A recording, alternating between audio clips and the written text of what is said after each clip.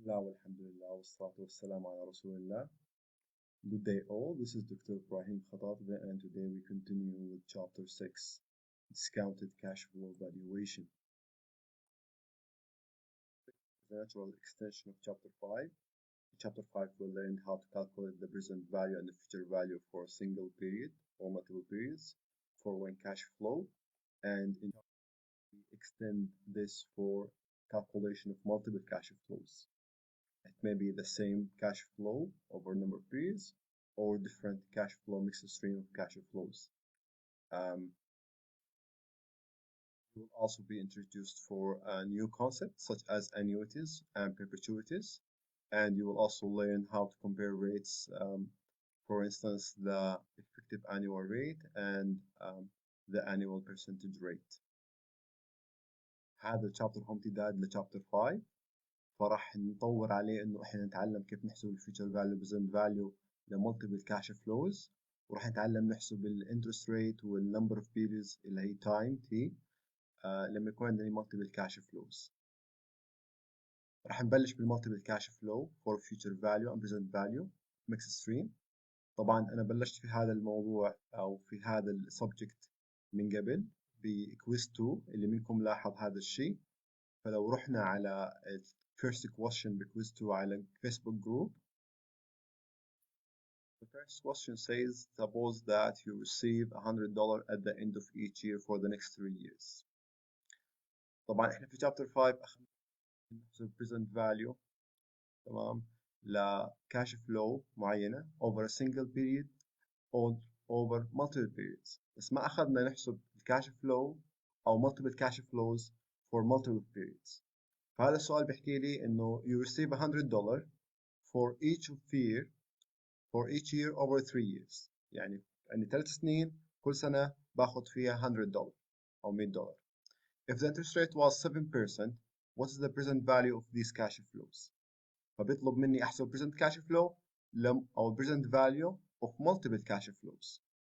نشوف حل السؤال. حل السؤال ببساطة كان إنه أعتبر كل cash flow as a single value، تمام، منفصلة، سؤال منفصل، وأحسبها وبعدين أجمع القيم كاملة.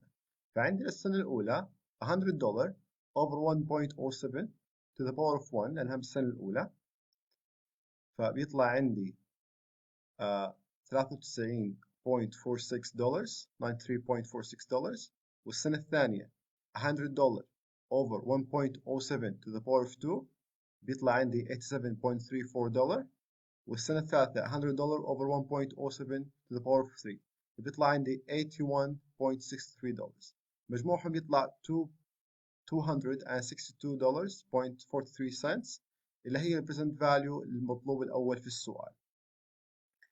كثير منكم حلوه، هذا إشي صراحة يسعدني، تمام، إنكم شفتوا الموضوع سهل، لأنه هذا هو الإسنس للشابتر 6. فحنكمل بعديها ونشوف حالات مختلفة من المالتيبل كاش فلوز.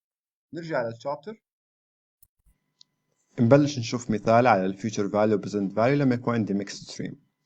ميكست ستريم بيعني إنه في عندي different cash flow اللي هي cash flow غير متساوية القيمة، مثل هون عندي 1000 1300 $1150.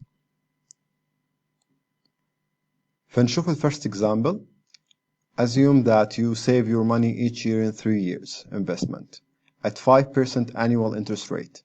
Your annual savings are scheduled as shown below. عندي time now 1000 cash flow at the end of the first year 1300 at the end of second year $1150. Okay.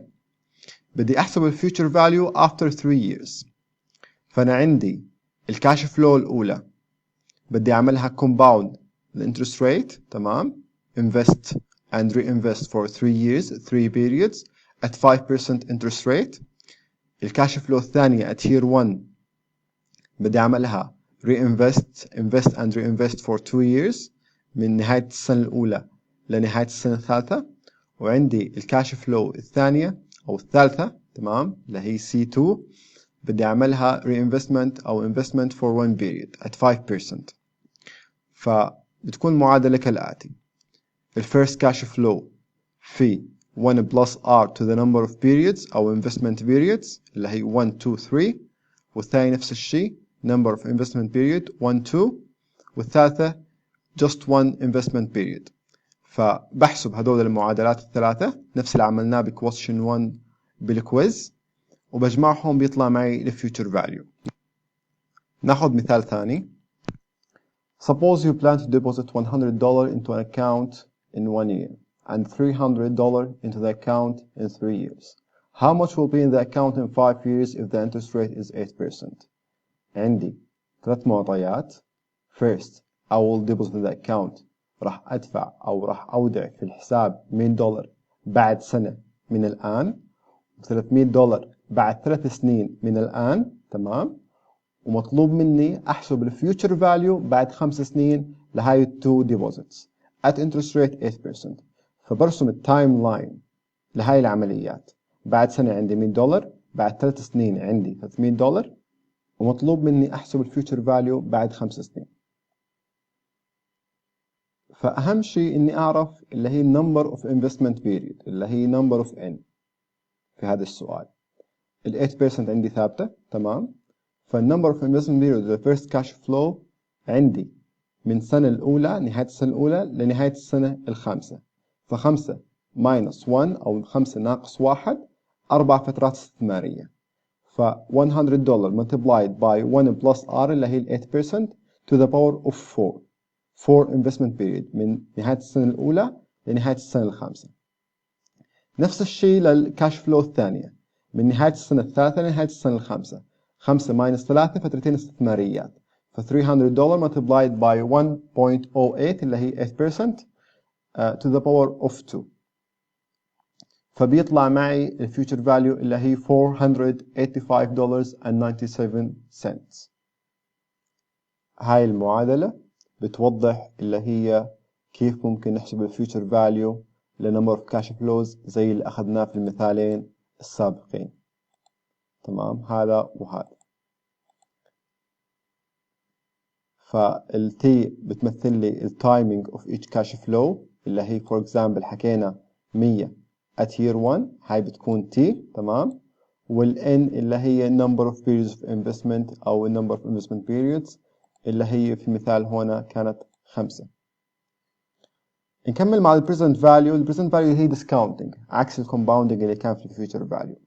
فلو كان عندي number of cash flows over number of periods، تمام، وطلب مني أحسب ال present value لهم، نفس الشيء بعامل كل واحدة فيهم as a single cash flow for single period أو multiple periods وبحسبها مستقلة وبعدين بجمعهم كاملين. فعندي في هذا المثال معطيني 4 cash flows under the end of each year أو at the end of each year. عندي first year عندي $200، second year $400، third year $600، والfourth year $800، والinterest rate is 12%. فبحسب كل واحدة منها لوحدها، تمام، وبجمعهم في النهاية بيطلع معي present value for all of these cash flows.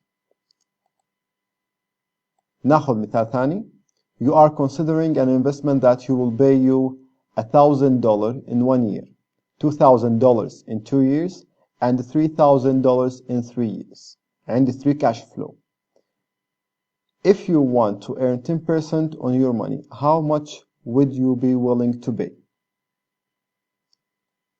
فأنا ببساطة عندي investment راح يدفع لي في نهاية السنة الأولى $1,000، في نهاية السنة الثانية $2,000، وفي نهاية السنة الثالثة $3,000. إذا أنا محدد نسبة الربح على الانفستمنت تبعي تكون 10% أو 10%، تمام؟ كم بقبل أدفع investment اليوم أو كم بقبل إنه أحط investment اليوم؟ How much would you be willing to pay؟ ببساطة هذا سؤال present value. فبحسب present value for each of these cash flows، تمام؟ بالنسبة ل 10% الفائدة ومخصوم من 10% الفائدة مرفوع على ال timing of cash flow. وفي النهاية بيطلع معي ال present value $4,815.92. هذا المبلغ اللي بقبل أحطه اليوم عشان يجيني 3 دفعات، تمام، بعد سنة وسنتين وثلاثة بقيمة $1,000، $2,000، $3,000. نفس الشيء بنقدر نعمل formalize ال equation، تمام، وناخذها بهاي الصيغة البريزنت فاليو مجموع البريزنت فاليو كاش فلوز، هذا اللي هو المعادلة الفردية للسنجل بيريد، تمام، أو لون كاش فلو، وعندي مجموعها لنمبر اوف كاش فلوز، التي اللي هي تايمينج اوف كاش فلو، وال ان اللي هي نمبر اوف انفستمنت بيريد. طبعا انا بستخدم الطريقه اللي تعلمناها اليوم لما يكون عندي الكاش فلو مختلفه، يعني الميكست ستريم كاش فلو، لما يكون كاش فلو الاولى مختلفه عن الثانيه، مختلفه عن الثالثه، تمام، او مختلفه عن النمبر اوف ديفرنت او البروس السكسيسيف كاش فلوز. لما يكون عندي الكاش فلو متساويه بيكون الطريقه اسهل، تمام، وبيكون عندي الحسبه بتكون اسهل وابسط وايسر، وهذا بيقودنا لشيء اسمه انيوتيز، راح نتعرف عليه ان شاء الله في فيديو الشرح الجاي، ويعطيكم الف عافيه.